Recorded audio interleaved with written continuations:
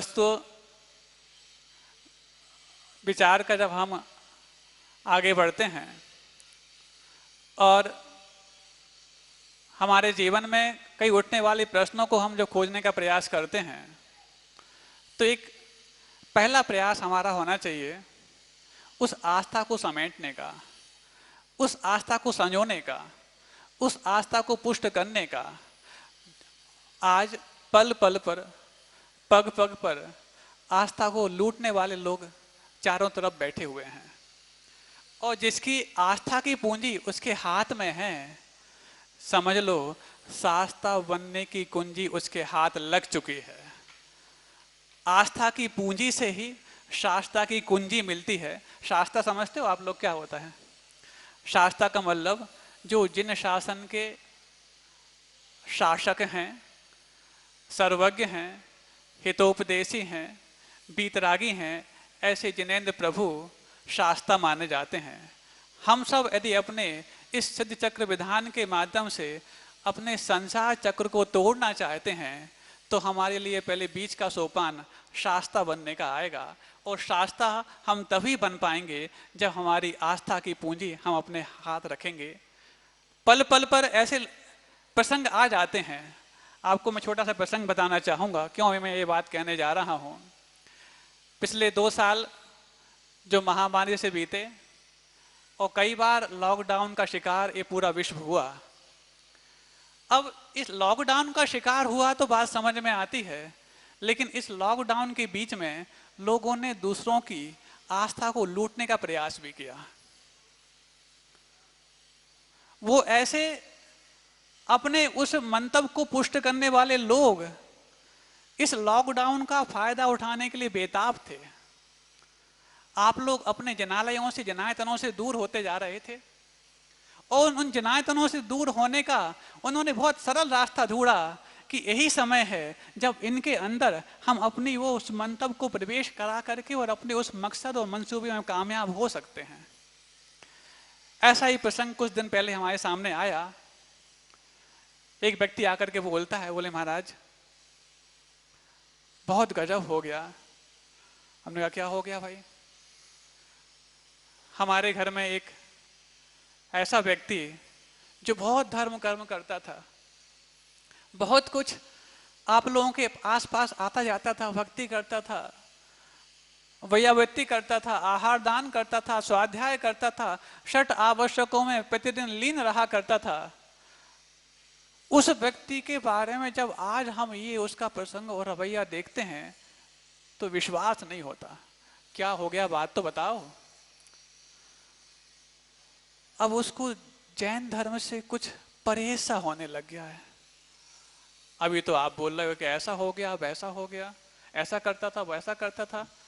अब ऐसा ऐसा कौन सी घटना घट गई जिस कारण से? बल्कि ऐसे समय में तो लोगों की भक्ति और आस्था बहुत बलवती हुई है। जो लोग इस विपदा के शिकार हुए हैं, उन्होंने धर्म ध्यान करके अपने आप को जैसे तैसे ऊपर उबारा है, तो उनकी आस्था तो बड़ी है। महाराज जी आप ठीक कह रहे हैं, लेकिन कुछ लोग इस बीच में अपने उस मकसद में कामयाब होने का काम भी कर बैठे हैं। क्या हो गया बात खोल के बताओ। बोले कुछ ऐसी मिशनरीज ने जो उस समय आप लोगों के धर्म ध्यान में जो रुकावट आई इस महामारी के दौरान और लॉकडाउन के दरमियान, उन मिशनरीज ने आपके घरों के उस सदस्य को जो कमजोर कड़ी माने जाते थे, उनसे संपर्क करने का प्रयास किया, और संपर्क करते करते उनसे अपना धर्मांतरण करने के लिए अपनी चाल को चल दिया। तो हमने कहा आप लोगों की आस्था क्या इतनी अडिग नहीं थी कि कोई व्यक्ति आपके घर में जाए अथवा आपसे फोन पे बात करे और उनके अंदर आपकी बात को प्रवेश कराए और आप कुछ भी जाके बन जाएं? नहीं महाराज जी, बात तो बिल्कुल आप ठीक कह रहे हैं। आस्था अडिग थी, सब कुछ थी, लेकिन शब्दों का जाल ऐसा होता है जहां पर समझ का माया जाल भी काम नहीं करता। क्या हो गया ऐसा? बोले महाराज जी पहले उन्होंने अपनी जो मित्र थे उन मित्र से संपर्क किया, और मित्र बहुत सेवा भावी थे, दूसरों की सेवा, शुश्रूषा, दया, अनुकंपा, इसमें धर्म मानते थे। और यही दया धर्म, अहिंसा धर्म हमारा भी है। तो शुरुआत तो उनने इस अहिंसा धर्म से ही की। अहिंसा और दया और करुणा को आपस में मेल जोल करा करके पहले संपर्क साधा, और फिर बाद में जाकर के अपने उस मंतव्य को भी साध लिया, जो मंतव्य साधने के बाद अब हम लग रहा है कि हम अपनी बहुत बड़ी संपदा को खो बैठे हैं। उन्होंने धीरे धीरे करके बच्चों में शिष्टाचार सिखाना प्रारंभ किया, बच्चों में वो बोलचाल के मैनर्स सिखाने प्रारंभ किए। उन्होंने धीरे धीरे करके, देखो सही धर्म क्या होता है, हम उस देवता को पूजने का प्रयास तो कर रहे हैं जिसको कभी हमने देखा नहीं है, और जो ये सब सारे सारे देव यहाँ बैठे हैं उनके बारे में हम कुछ सेवा के भाव ही नहीं कर रहे हैं। ऐसी उनने लक्ष्यदार बात सामने रखी और उसका मन ही मन इस लॉकडाउन में हृदय परिवर्तन करा दिया, और वहां तो वो हृदय परिवर्तन नहीं हुआ, धर्म परिवर्तन की कगार पर भी पहुंच गया। अब आप समझिए, जो व्यक्ति साधुओं के सानिध्य में आता रहता है, देव शास्त्र गुरु के प्रति भक्ति करता रहता है, उस व्यक्ति को भी यदि थोड़ी सी इस जिन धर्म की सेवा उपासना में थोड़ा सा यदि गैप लग जाता है, भरी परिस्थिति के माध्यम से लगता हो अथवा मनस्थिति के माध्यम से लगता हो, उस व्यक्ति को भी इस प्रकार के जो कहना चाहिए बहेलिए होते हैं, अपना शिकार करने का प्रयास कर डालते हैं, वो उस प्रयास में कामयाब भी हो जाते हैं। फिर उनको हमने कुछ उपाय बताए, आगे भी बताएंगे। बात पुण्य रहा तो बन भी सकती है, और नहीं रहा तो फिर तीर्थंकर भी कुछ नहीं कर सकते, क्योंकि तीर्थंकर के समूसरण में पहुंच करके जो मिथ्या दृष्टि जीव सम्यक दृष्टि बनते हैं, उन्हीं तीर्थंकर आदिनाथ के समूसरण से मारीची जैसे जीव बाहर निकल जाया करते हैं। तो ऐसे जीवों का जब तीर्थंकर भी कुछ नहीं कर सकते तो हम क्या कर पाएंगे। लेकिन यदि उस व्यक्ति का पुण्य यदि पल्ले में है तो वो वापस रोल बैक अवश्य कर सकता है, निमित्त भले ही हम लोग बन जाएं, चाहे वो तीर्थंकर बन जाएं, चाहे कोई भी व्यक्ति बन जाए। एक और इसी के साथ प्रसंग में बताना चाहता हूं, और मैं क्यों कह रहा हूं, आपको इस बारे में विचार करना है। इस आस्था को दृढ़ बनाने के लिए ही इसी प्रकार के आयोजन करने पड़ते हैं। ये आस्था, आपको लगता है कि ये जो विधान किए जा रहे हैं, अब भक्ति कर ली जाएगी, विनय अनुनय आराधना कर ली जाएगी, अरे नहीं, आपकी जो भविष्य में ढुलमुल होने वाली बुद्धि है उसको एक दिशा दे दी जाएगी। और इस प्रकार के विधान से जब आपका मन, आपका परिवार, आपका समाज एकीभूत होकर के वो जुड़ता है तो उनको एक उस समय दिशा मिलती है। और इस समय जो पुण्य संयोजित किया जाता है, उस पुण्य के माध्यम से उनके अंदर एक गहराई तक एक चोट पहुंचती है कि नहीं, हमने इस दुर्लभता से इस मानव पर्याय को पाया है, इस मानव पर्याय को पाकर के श्रावकत्व को संयोजित किया है, और श्रावकत्व को धन्य करने के लिए हम इन मोक्ष मार्गियों के पीछे लगे हैं, और मोक्ष मार्गियों के संकेत के आधार पर हम इन सिद्ध चक्र विधान में आकर के सिद्धों की आराधना को पुष्ट करने जा रहे हैं। तो कहीं ना कहीं ये मार्ग अवश्य होता होगा जो मार्ग हमें उस सिद्ध बनने की मंजिल तक पहुंचाएगा। तो ये दिशा है, जो दिशा आपको अपने परिवार के साथ साथ और पड़ोसी के साथ साथ पूरे पूरे समाज तक पहुंचाने की बहुत बड़ी एक सरल उपाय बन जाया करती है। अभी कल ही की बात है, एक सज्जन आए थे, हम लोग 2012 के अंत में जगदलपुर की यात्रा किए थे गुरुदेव के साथ, उनकी सन्निधि में। बस्तर वो इलाका है जिस बस्तर में इसके पहले तक कोई आचार्य महाराज का पदार्पण नहीं हुआ था।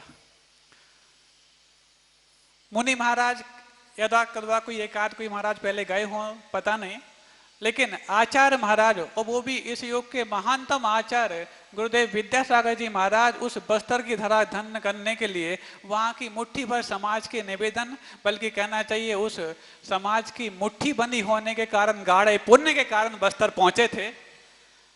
तो रास्ते में एक स्थान पड़ा था कोंडा गांव। वो जो स्थान था कोंडा गांव, अब तो जिला बन गया, गांव भले ही नाम उसका। वो कोंडा गांव में सिर्फ 4-5 घर थे।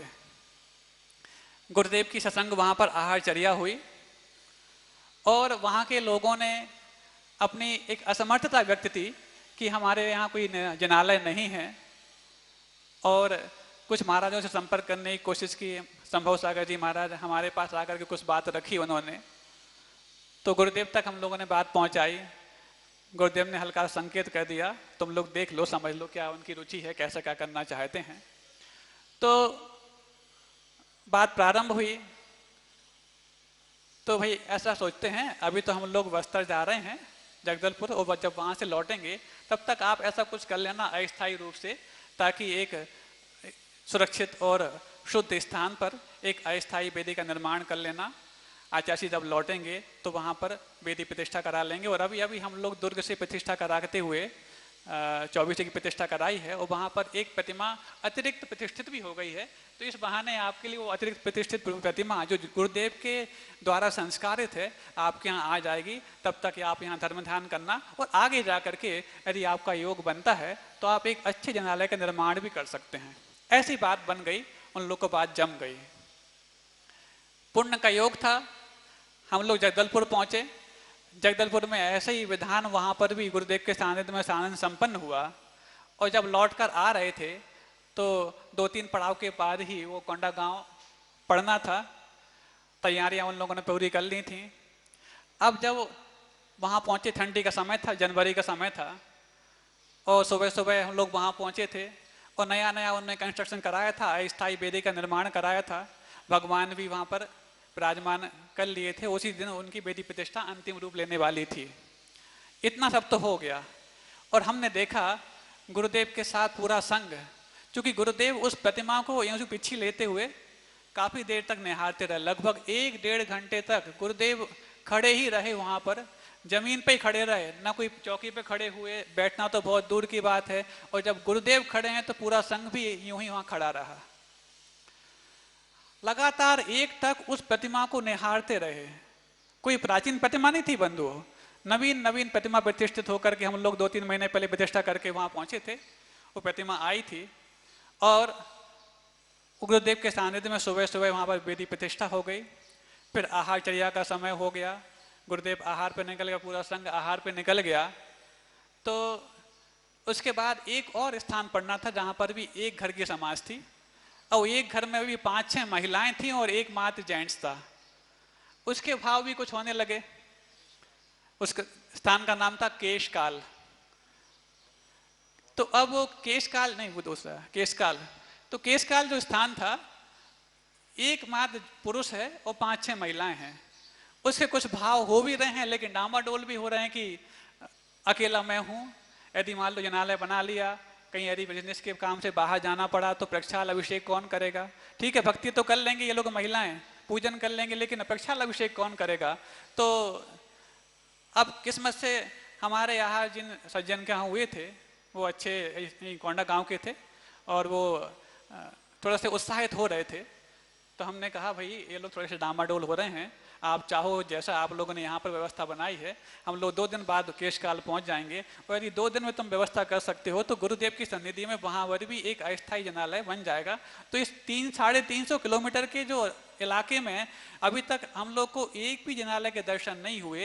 यदि इस प्रकार की भूमिका बनती रही तो 3-4 स्थानों पर बीच में जो पड़ाव मिलेगा तो लोगों का यहाँ पर रुकने का मन भी बनेगा, उनका ये ठहराव होगा। और जो अभी तक लोग यहाँ पर आकर के, मान लो यदि गवर्नमेंट एम्प्लॉय हैं, जैन हैं, तो वो ले दे करके अपना ट्रांसफर करा लेते थे। क्यों? क्योंकि उनको जिन दर्शन नहीं मिलते हैं, और जब जिन दर्शन नहीं मिलते तो जैनत्व सुरक्षित कैसे रह पाएगा, और वो अपना ट्रांसफर करा लेते हैं। और यदि उनके लिए यदि यहाँ पर जिन दर्शन की व्यवस्था हो जाएगी तो हो सकता है उनका मन यहाँ बनने लग जाए। और जो आप लोग अपने आप को अलग थलग से समझते हैं तो उनके लिए भी यहाँ पर आपको संबल देना हो जाएगा।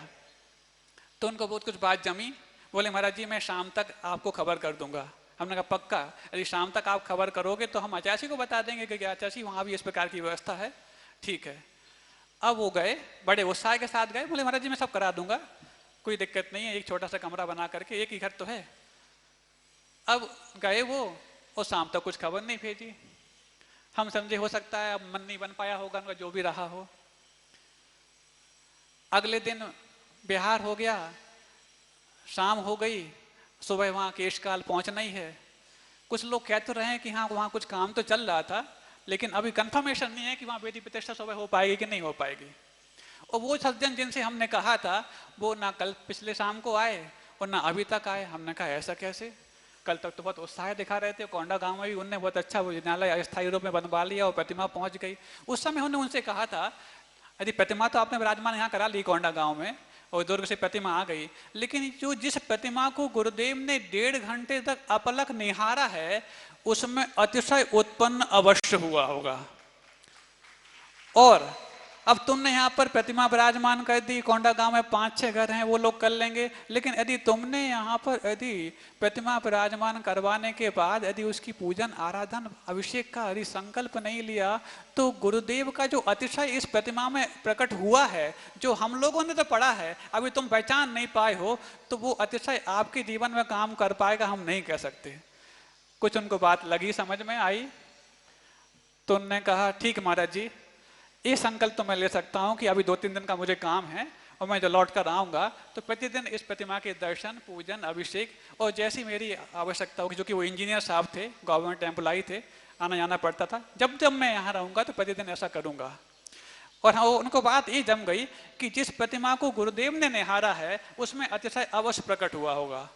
अब ये वाली बात तो कोंडा गांव की थी, जब वो केश काल पहुंचे तो हमें बताया नहीं उन्होंने कुछ, कल क्या होने वाला है क्या नहीं होने वाला है, और वो निकल गए। अगले दिन हमें पहुंचना है, हम समझे शायद बात नहीं बन पाई होगी क्योंकि अकेला घर वहां पर था और कोई बात नहीं जमी होगी तो चले गए होंगे, लेकिन लोगों ने आके बताया कि वहाँ काम तो चल रहा है। और सुबह सुबह जब बस वहाँ पर पहुँचना था, 1 घंटे पहले हम लोग को खबर मिली कि नहीं वहाँ पर भी वेदी तैयार है और गुरुदेव के सानिध्य वहाँ भी प्रतिष्ठा होने वाली है। तो वहाँ भी पहुँचे, गुरुदेव के सानिध्य वहाँ भी वेदी प्रतिष्ठा हो गई। 2 स्थान हो गए, एक बीच में सोनारपाल स्थान और पड़ा था, वहाँ पर भी जिनालय की भूमिका बन गई। ऐसे 3 स्थानों पर अस्थायी जिनालय वहाँ बन गए। अब ये तो हो गया, लेकिन हमें एक बात समझ में नहीं आ पाई कि वो व्यक्ति जिसको हमने कहा था, परसों कहा था ना, परसों उसने कुछ हमारे लिए रिपोर्ट की, कल भी रिपोर्ट नहीं की, और जब उसने काम करा दिया था, अथवा हो सकता है इसने काम नहीं कराया, जब आंखें खोली, आंखों में मेरे पानी बह रहा था और वो चारों बच्चे सामने आकर के और मेरे चरणों में गिर जाते हैं, तब मुझे लगा कि जब जिस प्रतिमा को गुरुदेव ने निहारा है और महाराज ने कहा था कि इसमें अतिशय अवश्य संपन्न हुआ होगा, अवश्य प्रकट हुआ होगा, अभी तो मैंने उसकी पूजन भक्ति आराधना की ही नहीं है, मात्र उसको करने का संकल्प लिया है, उसका साक्षात अतिशय आज देख लिया कि संकल्प मात्र करने से मेरे बच्चे, जिस गाड़ी में गाड़ी तो चकनाचूर हो गई लेकिन मेरे बच्चों को खरोंच तक नहीं आई।